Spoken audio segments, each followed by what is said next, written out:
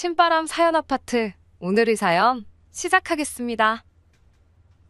결혼 4년차, 아직 아이는 없어요. 아이 태어나면 친정어머니께서 도와주신다고 했던 게 있어서 원래는 결혼하자마자 아이를 가질 계획이었거든요.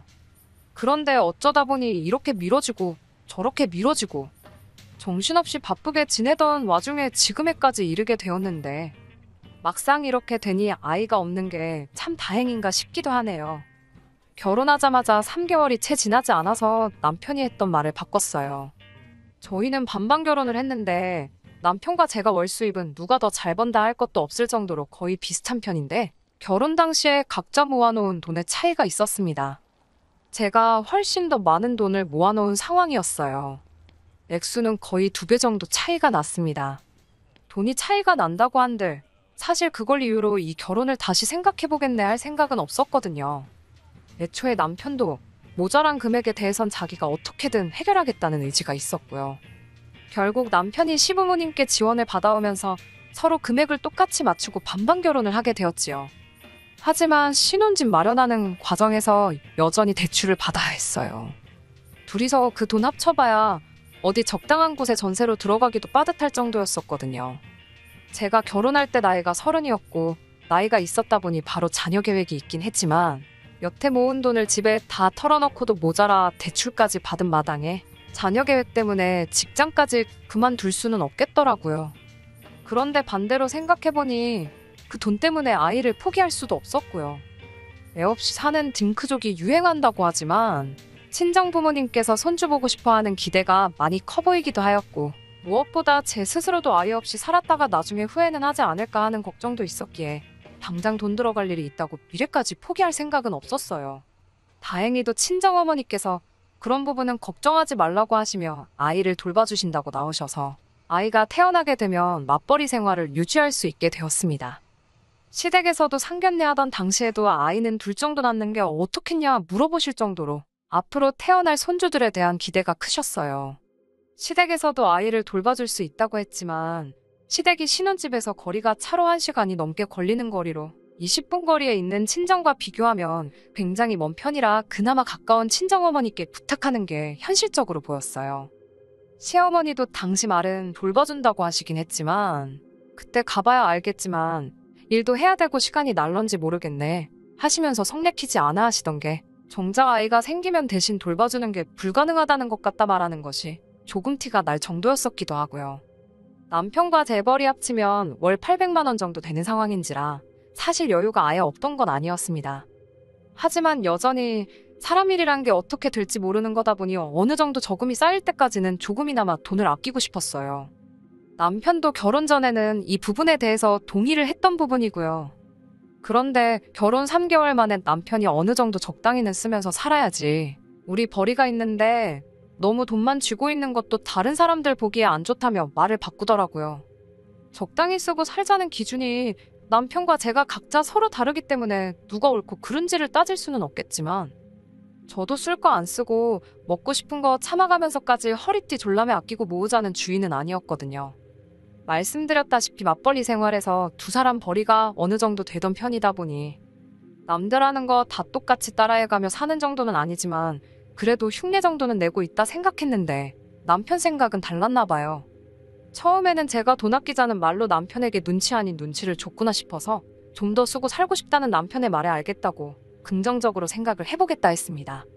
그리고 가계부를 이리저리 둘러보며 예산을 짜본 결과 한 달에 100만 원 정도는 더 쓰고 살아도 저희 인생 계획에 큰 차질이 없겠다는 생각이 들었고 남편에게도 그만큼 여유가 있다는 말을 전했지요.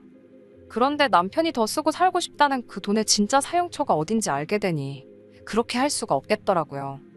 남편이 돈을 더 쓰겠다고 하는 말이 우리 결혼 생활에 있어서 취미나 여가 생활 등 삶의 질을 올리기 위해 쓰자는 게 아니었고 이제 결혼도 했으니 효도를 좀 해야 하겠다며 시부모님께 생활비조로 돈을 드려야겠다는 말이었거든요.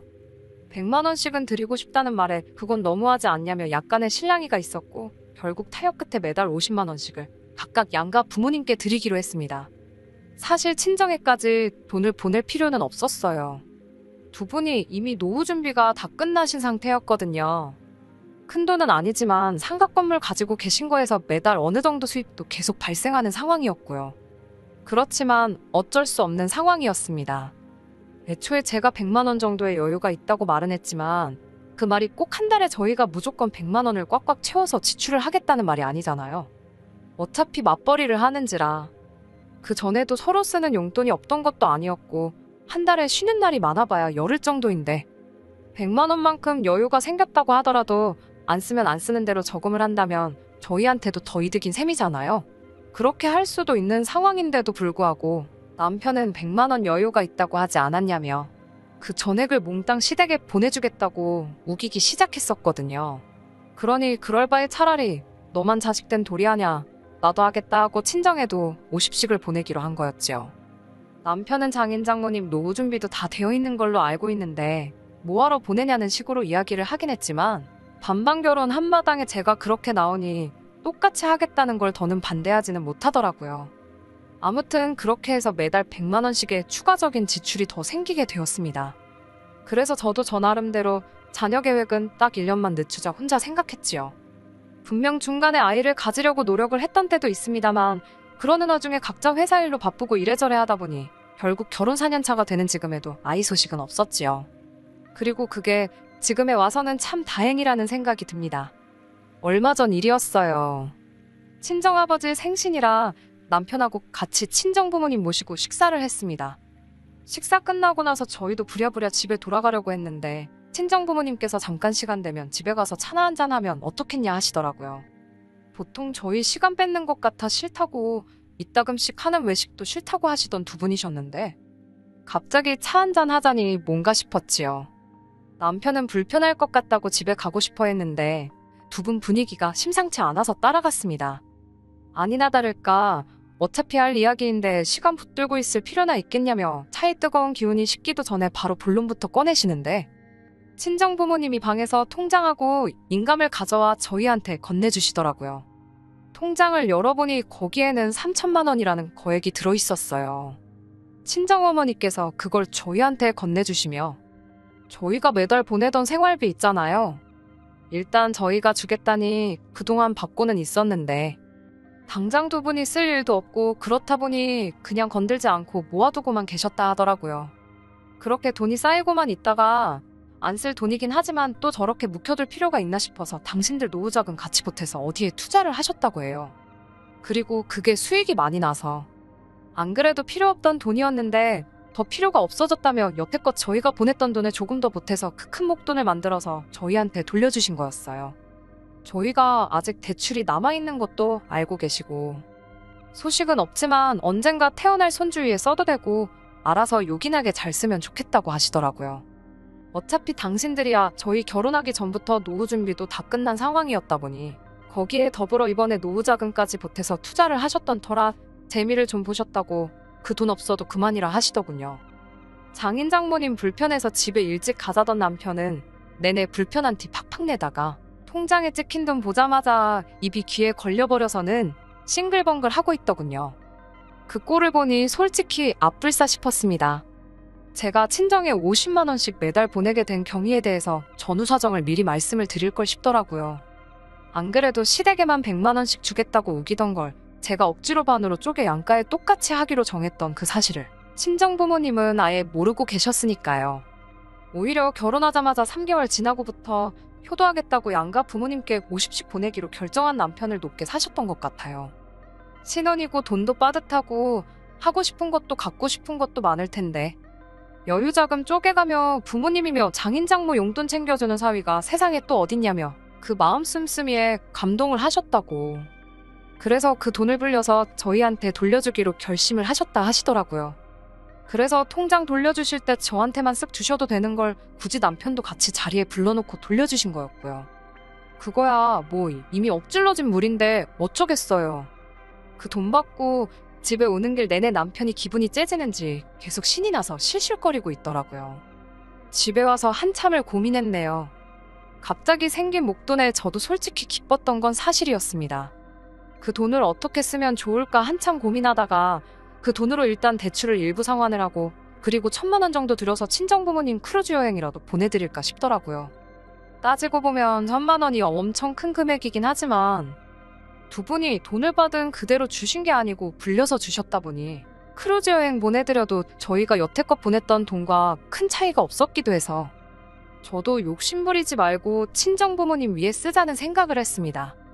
두 분이 어디 여행 다니고 이런 거 엄청 좋아하시는데 요 몇 년간 코로나도 있었고 체력적으로 관광여행 다녀오시는 게 이제 힘이 붙이시다 하셔서 크루즈 여행이 딱 좋겠다는 생각을 했어요. 그런데 남편이 그게 무슨 이기적이고 말도 안 되는 소리냐고 따지고 들더군요. 장인 장모님이 그 돈 필요 없다고 돌려주신 거 아니냐고. 그런데 굳이 그 돈을 써서 여행을 보내줄 필요가 뭐가 있냐고 따지고 들더라고요. 애초에 두 분이 여행을 다니실 거였으면 그 돈을 우리 돌려주셨겠냐며 요긴하게 쓰라고 돌려주신 걸 왜 너네 처가에만 다 써버리려고 하냐면서 저한테 이기적이라고 따지고 드는 거예요. 그러면서 한다는 소리가 그 돈을 시부모님한테 드리는 게 맞다고 우기기 시작하더군요. 애초에 그만큼의 돈이 친정에 가게 된 경위가 제 억지 때문 아니었냐고 하는 거예요. 처음부터 장인 장모님은 그 돈이 필요가 없던 거 아니었냐며 양가에 50씩 주는 게 아니라 애초에 시댁에 100을 줄 수 있었던 거라고. 괜히 저 때문에 너네 집에도 주고 우리 집에도 주고 하느라 그런 거지 따지고 보면 전부 시댁에 들어갔을 돈이었다고 하는 겁니다. 길 잃고 방황하던 돈 원래 주인 찾아가는 거라고. 그러니까 저보고 억울해할 필요가 없다는 소리를 하는 겁니다. 그럴싸한 이유를 가져다 붙이고 있지만 애초에 말도 안 되는 소리였지요. 내가 설마 억울해서 그러겠냐고. 원래도 그 돈에서 땡전 한 푼 시댁에 쓸 생각 없었는데 당신 말을 들어보니 더더욱이 그렇게 할 이유가 없겠다고. 그놈의 거지근성 도둑놈 신부 좀 그만 부리라고 딱 잘라 거절을 했습니다. 그랬더니 남편이 여태껏 숨겨왔던 본심을 저에게 전하더군요. 안 그래도 결혼 준비할 때부터 솔직히 좀 그랬다고 말을 꺼내더라고요. 애초에 우리 결혼 준비하던 당시부터 장인장모 노후 준비가 다 끝났던 상황 아니었느냐며 결혼 비용을 가지고 걸고 넘어지더라고요. 시가에서 우리 결혼할 때 큰돈 보태준 거 기억 안 나냐면서 솔직히 노후 준비 다 끝난 양반들이 우리 집에서 그 큰 돈을 보태줄 때 자식 결혼하는데도 돈 한 푼 안 보태주는 모습 보고 솔직히 실망 많이 했고 섭섭했다 하는 겁니다. 시부모님이 그 큰 돈 만든다고 친척들 심지어 동생들한테도 아쉬운 소리 해가며 여기저기 끌어모아 만들어준 돈이었다고. 그리고 지금도 그 돈을 다 못 갚아서 동생인 이모와 삼촌들한테 싫은 소리 듣고 눈치 보고 장인 장모는 다 은퇴한 상황에 놀고 먹고 있는데 그에 반해 아직도 일하고 계신 자기 부모님을 보면 지 마음이 얼마나 찢어지는지는 알고나 있느냐며 큰 소리를 치더군요. 그리고 시어머니도 그때 친정부모님께서 수중에 돈이 있는데도 불구하고 한 푼도 안 해줬다는 사실을 알고는 내색은 안 했지만 실망을 많이 하셨다더군요. 그런데도 저한테 잔소리 싫은 소리 한 번 안 하고 시집살이 한 번 안 시킨 두 분이 무슨 위인의 성인이나 마찬가지라는 겁니다. 제가 고마워해야 마땅한 거 모르냐면서 지금이 딱 그동안의 은혜를 갚을 수 있는 기회라고 하는 거예요. 그리고 그게 저뿐만이 아니고 결혼할 때 돈 한 푼 안 해준 장인장모가 시댁에 그동안 잃었던 점수를 만회할 수 있는 유일한 기회나 마찬가지라고 하는 겁니다. 그 돈을 시부모님한테 주기만 하면 되는 쉬운 일인데 고민이나 할 게 있냐고 하는데 입에 모터라도 달아놓은 것 마냥 떠벌거려서 다 듣기는 했는데 어이가 없어서 말도 안 나오더라고요. 세상에 언제부터 친정이 시가에 잘 보이고 점수를 따야 하는 그런 곳이 된 건가요? 아니 애초에 반반 결혼하자고 해놓고 자기가 모아놓은 돈이 제가 모은 돈에 비해 한참 모자라니 그 돈 맞춰오겠다고 다른 사람도 아니고 지 부모한테 손 벌린 걸 가지고 저렇게 생색을 내고 유세를 부릴 줄은 상상도 못했어요. 그리고 그 돈도 제가 받아오라고 한 것도 아니고 지가 괜히 찔리니 부모한테 손 벌려 마련해온 돈을 두고 말입니다. 결과적으로는 지랑 저랑 똑같은 돈 해오고 반반 결혼한 건데 그 과정에서 친정부모님이 돈을 한 푼도 안 해주시던 말던 똑같은 돈 들고 반반 결혼했다는 사실은 달라지는 게 없잖아요. 그걸 가지고 실망이니 뭐니 하는 꼬라지를 보니 어이가 없었습니다. 애초에 그 돈에서 커피 믹스 한 봉지도 시댁에 쓸 생각이 없었는데 우리 부모님이 너네 부모님한테 점수를 따야 하는 그까짓 게 이유라면 더더욱이 그렇게 할 이유가 없다고 꿍깨라고 했습니다. 자꾸 그렇게 나오면 이 상황을 친정부모님한테 낱낱이 전하고 이 돈도 그냥 다시 전부 돌려드려서 차라리 어디 진짜 도움의 손길이 필요한 사람들한테 기부를 하라고 하겠다 했습니다. 그랬더니 남편이 그걸 누구 맘대로 돌려주고 기부를 하고 왜 그런 중요한 걸 네 마음대로 정하냐면서 개거품을 물기 시작하더라고요. 반반 결혼 이야기 끄집어내면서 저보고 말 잘했다고. 반반 결혼했으니 그 돈을 똑같이 절반을 나누는 게 좋겠다고 태세를 전환하더라고요. 전부 다 시부모님한테 드리려니 그건 가망이 없는 것 같고. 절반이라도 뜯어내서 그거라도 드려야겠다 정했나 봐요. 그러니까 그 반반이라는 게 애초에 양가에 똑같이 드린 돈이지 않냐고. 우리 수중에 다시 들어왔다고 해서 그 돈을 다시 나눠야 할 이유는 없는 거 알고 있지 않냐고. 제발 억지 좀 그만 부리라고 했어요. 애초에 제가 그 돈을 가지고 시댁을 차별하자고 그러는 게 아니라고. 우리 대출 갚으면 그만큼 이자도 줄어들고 원금도 줄어들고 우리한테 좋은 거 모르냐고. 대출로 나가는 부담이 적어지면 그만큼 나중에 충분히 부모님께 잘 해드릴 수 있는 거 아니겠냐. 돌려받은 돈으로는 대출 갚고 더 주신 만큼은 다시 돌려드리려는 거다 설명을 해줬습니다. 돈으로 돌려드리면 안 받으실 게 뻔하니 여행이라도 보내드리려는 건데 그만 억지 부리면 안 되겠냐고 제가 사정사정을 했어요. 남편은 끝까지 우겨댔고요. 자기 말이 앞뒤가 안 맞는 건 자기도 알고 있는 것 같은데 목소리 큰 놈이 이긴다고. 그냥 배 깔고 드러누워서 어깃장만 부리고 있더라고요.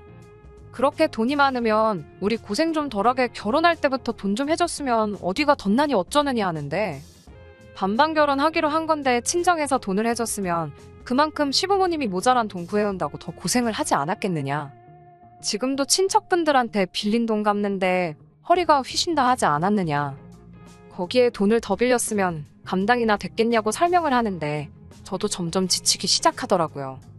애초에 내가 왜 이딴 걸 설명을 해줘야 하고 남편을 이해시키고 설득을 해야 하는지 싶었어요. 애초에 친정하고 시댁 차별하는 게 제가 아니라 처음부터 남편이었는데 말이에요. 그러는 와중에 남편이 먼저 말을 꺼내더군요.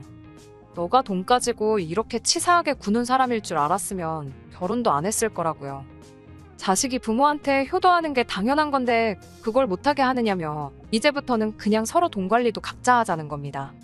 생활비 똑같이 주면 되는 거 아니냐고 자기가 버는 돈으로는 이제 자기 부모를 챙겨야겠다 폭탄 선언을 하더라고요. 지금 그 말이 무슨 뜻으로 하는 말인지나 알고나 있냐고 하니 내가 벌어온 내 돈 내가 쓰겠다는데 네가 뭔 상관이냐 하면서 큰 소리를 뻥뻥 치더라고요. 그리고 결혼한 지 벌써 4년이나 되었지만 이게 시작이면 시작이지 절대 끝은 아니구나 하는 생각이 마구마구 들기 시작했습니다. 이런 다툼을 하게 되더라도 앞으로 몇십 년은 더 하겠다는 생각을 하니 엄두도 나질 않고 남편한테 지금 당신이 한 말이 무슨 뜻인지는 아냐고 남편을 떠봤어요. 어차피 지금 아이도 없는 마당에 각자 생활비만 절반씩 내고 미래 대비도 하지 않고 알아서 그 돈을 쓰겠다는 그 말은 한 집에 사는 남으로 지내도 상관없다는 소리처럼 들린다고 했더니 남편이 목소리가 더 커지더군요. 지금 이혼하자고 협박하는 거냐면서 누가 못할 줄 아냐며 어디 한번 그렇게 해보자는 겁니다. 같이 살기 싫다는데 제가 그런 남편 붙잡아서 뭐하나 싶더라고요. 그래서 알겠다고 그럼 이혼하자고 했어요. 어차피 반반 결혼했고 복잡하게 계산할 것도 없다고 정확히 절반 갈라서 내가 나가겠다 했습니다. 친정부모님이 돌려준 3천은 애초에 친정부모님 통장에 들어있는 상황이니 나눌 필요 없는 거 알고 있지? 하고 그건 계산하지 말라고 했어요. 목소리 드높이며 이혼 부르짖던 남편이 제가 너무 손쉽게 이혼하자고 대답하니 당황했나 보더라고요. 여태 큰 소리 치던 기세는 어디 가고 말이 한마디도 없어지더니 쩔쩔매면서 자기가 홧김에 그렇게 말한 거라고. 이혼하자는 게 아니고 양가에 똑같이 효도하고 싶어서 그러는 거라 하더라고요. 저도 이혼을 결정하는데 감정적인 부분이 있어 남편이 제대로 사과만 해왔다면 받아줬을 텐데 또 거기서 양가에 똑같이 효도하려고 그랬다고 모든 걸 제 탓으로 돌리는 모습에 마음 돌리면 안 되겠다 싶어 굳게 다짐하게 되었습니다. 그리고 결국 이혼을 결정하게 되었네요. 어쩌다 보니 미뤄진 자녀 계획이 이렇게 다행이라고 느껴지긴 또 처음이었어요. 현재는 친정부모님 집에서 지내고 있습니다. 남편이랑 이혼이 완전히 정리되면 그 돈 가지고 곧바로 나가 독립할 생각이에요. 다른 건 몰라도 저한테 갈라줄 돈 절반 마련하려면 남편이 고생 좀 해야 할 겁니다. 요즘 같은 상황에 집이 바로 나갈 일도 만무하고 집값이 거의 오르지 않은 상황인데 집 주변으로 호재가 여러 개 생기기 시작해서 그 집 포기하기도 쉽지 않을 거예요. 혼자서 외벌이로 남은 대출 갚고 그러려면 그 사랑하는 부모님께 드리던 용돈도 이제 못 드리게 될 텐데. 효자가 효자노를 못하게 되었으니 얼마나 안타깝겠어요. 친정부모님께서는 당신들이 괜히 그 돈을 돌려주는 바람에 딸 자식이 이혼하게 되었다며 속상해하셨고, 혹자는 3천만 원 때문에 이혼을 했다 생각하실 분들도 계실 거예요. 하지만 저는 여전히 제 결정에 후회가 하나도 남지 않습니다. 애초에 처가가 시댁에 점수 따야 한다고 우기는 남편, 머릿속에 자기 부모님한테만 한 푼이라도 더 이득 보게 해주기 위해 혈안인 남보다도 못한 사람을 남편이라고 데리고 사는 것보다 차라리 평생 혼자 지내는 게 더 낫겠다는 생각이 드네요. 결혼 생활 4년이나 했는데 그 꼴을 앞으로 못해도 몇십 년은 더 보면서 사느니 그냥 이렇게 사는 게 저한테 더 나은 결정이라는 생각에는 변함이 없네요. 끝까지 들어주셔서 감사합니다. 오늘의 사연은 여기까지입니다. 구독과 좋아요, 알람 설정 부탁드리고 더 좋은 사연으로 다시 찾아뵙겠습니다. 감사합니다. 감사합니다. 감사합니다.